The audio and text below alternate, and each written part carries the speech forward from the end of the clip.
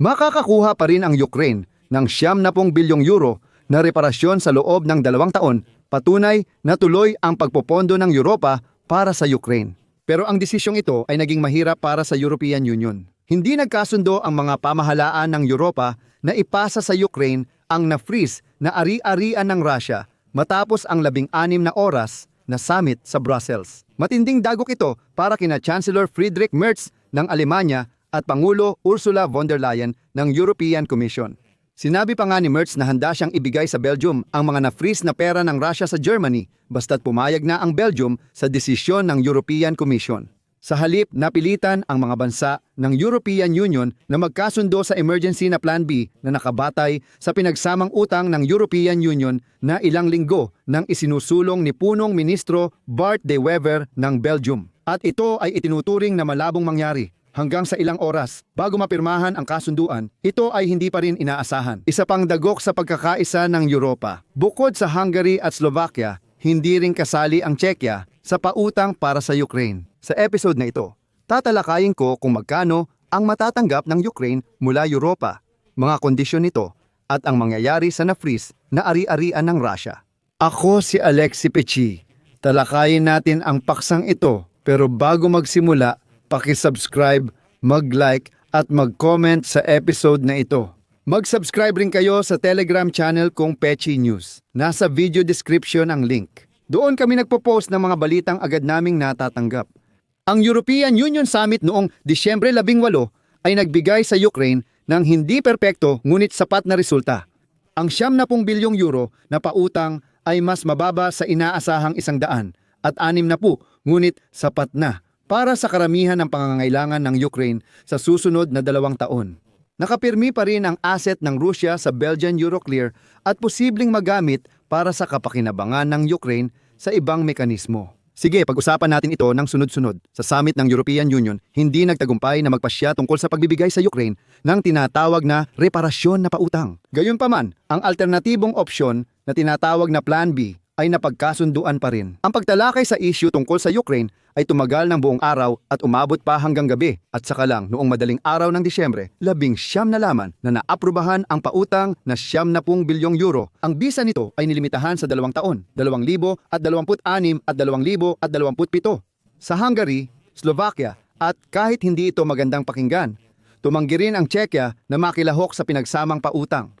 Bibigyang diin ko agad ang mahalagang bagay para maiwasan ang manipulasyon. Hindi na kailangang bayaran o tubuan ng Ukraine ang pautang dahil nakatali ang pagbabayad nito sa reparasyon mula sa Russia. Ang 70 bilyong euro na utang ay babayaran lang kapag nabayaran ng Russia ang lahat ng pinsala ng Ukraine sa digmaan. Gayunpaman, ang pautang na ito ay hindi konektado sa mga na-freeze na ari-arian ng Russia. Ang pinagmumula ng pera ay ang pinagsamang pangungutang ng European Union na sinusuportahan ng mga obligasyon sa budget ng mga bansang kasapi ng European Union. Ibig sabihin, ang mga Europeo ang umutang at binibigay sa atin ang pera. Sa kabuuan, 70 bilyong euro ang magmumula sa European Union at dagdag pang 45 bilyon mula sa iba pang mga kasosyo ng Russia sa pautang ng European Union. Ang natitira na lang ay gawin ang teknikal na trabaho sa paghahanda ng mga kasunduan at buuin ang mga kondisyon para sa pagbibigay nito. Pero hindi pa rin alam ang kapalaran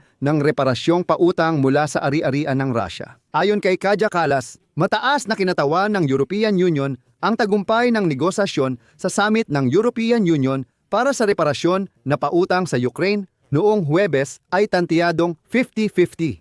Kaya naman, ang desisyon tungkol sa reparasyon na pautang para sa Ukraine na nagkakahalaga ng kabuuang 210 bilyong euro kung saan 70 bilyon ay planong ilaan sa susunod na 2 taon ay nakabinbin pa rin.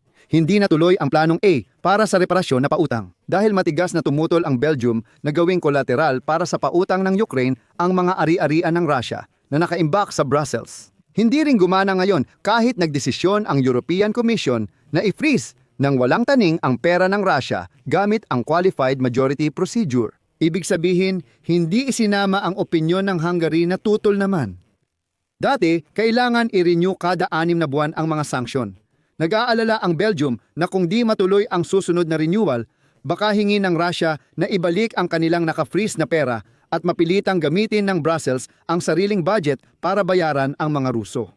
Isang linggo ang nakalipas, inalis ng European Commission ang renewal ng pag-freeze tuwing 6 na buwan pero hindi pa rin ito sapat. Hiniling ng Belgium ang mas matibay na garantiya at patas na hatian ng utang at responsibilidad sa lahat ng European Union miyembro.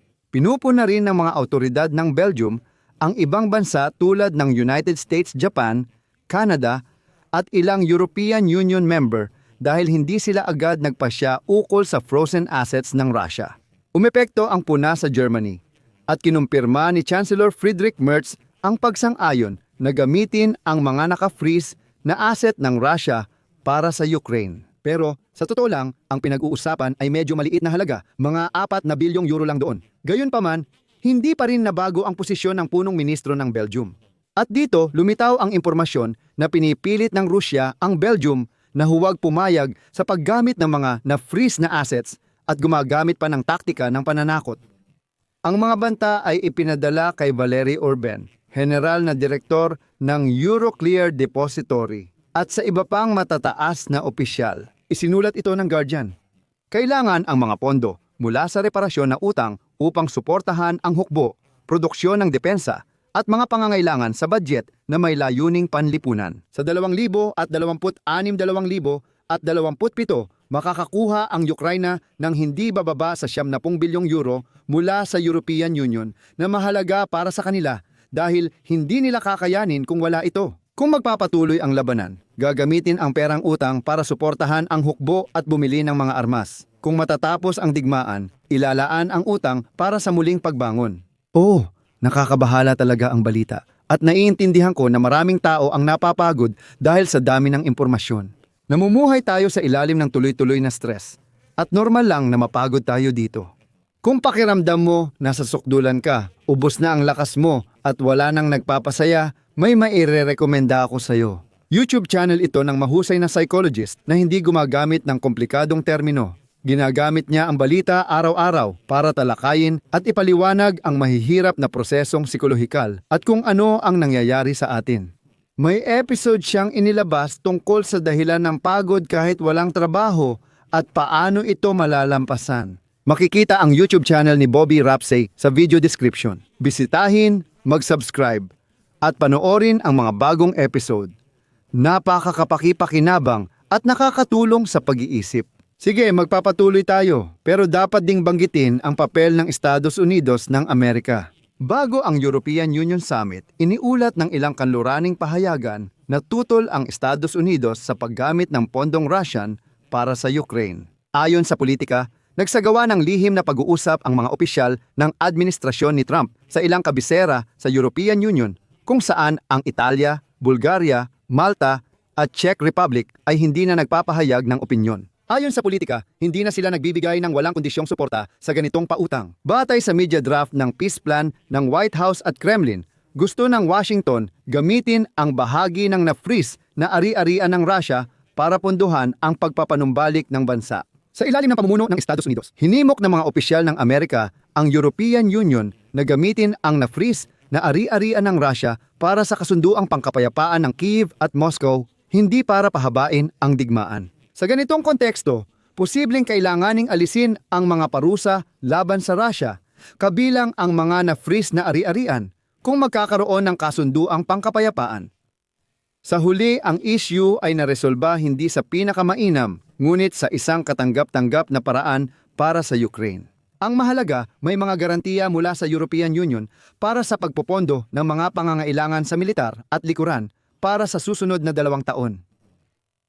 Mga kaibigan, kung nakatulong ang episode na ito, sana suportahan nyo ang YouTube channel sa pamamagitan ng donasyon o bayad na subscription gamit ang mga link sa video description. Iyon lang muna, ingatan ninyo ang inyong sarili. Paalam sa lahat, itutuloy.